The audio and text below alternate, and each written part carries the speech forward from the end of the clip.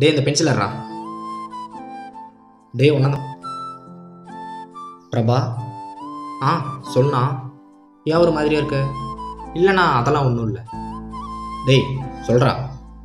இல்லைண்ணா நான் எந்த வேலையை பண்ணாலும் உன்னால் இது முடியாது, இதையே வேஸ்ட்டாக பண்ணிகிட்ருக்க அப்படின்னு சொல்லி என்னை டீமோட்டிவேட் பண்ணுறாங்கண்ணா. அதானே ஒரு மாதிரி கஷ்டமாக இருக்குது. இதை நினச்சி தான் ஃபீல் பண்ணிகிட்ருக்கியா? உனக்கு ஒரு கதை சொல்லவா?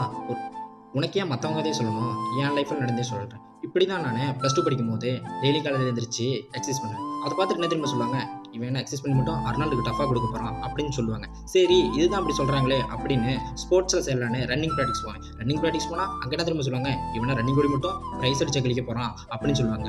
அதிகமாக படித்தா என்ன பார்த்தாலும் படிச்சுட்டே இருக்கான் அப்படின்னு சொல்லுவாங்க. கம்மியாக படித்தா இவனை படிக்காம ஒரு சுற்றிட்டே இருக்கான் அப்படின்னு சொல்லுவாங்க. அதனால் இந்த உலகத்தில் நீ எது பண்ணாலும் உன்னை குறை சொல்கிறதுக்கு அப்படின்னு கூட்டம் தயாராக இருக்குது. அதனால் அவங்க சொல்கிறத நினச்சி கவலைப்படுறதை விட்டுட்டு உன் ட்ரீமில் நீ என்ன பண்ணால் சக்ஸஸ் அடையலாம் அப்படிங்கிறது மட்டும் பற்றி யோசி.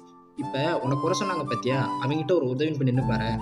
ஒருத்த வரமாட்டான். குறை சொல்கிறதுக்கு வருவான், ஆனால் அவன் நிறைய செய்யும் போது ஒருத்த வரமாட்டான். அதனால் அவன் சொல்கிறான் இவன் சொல்கிறான் அதை நினச்சி கவலைப்படுறதை விட உனக்கு என்ன தெரியுதோ அதை மட்டும் பாரு.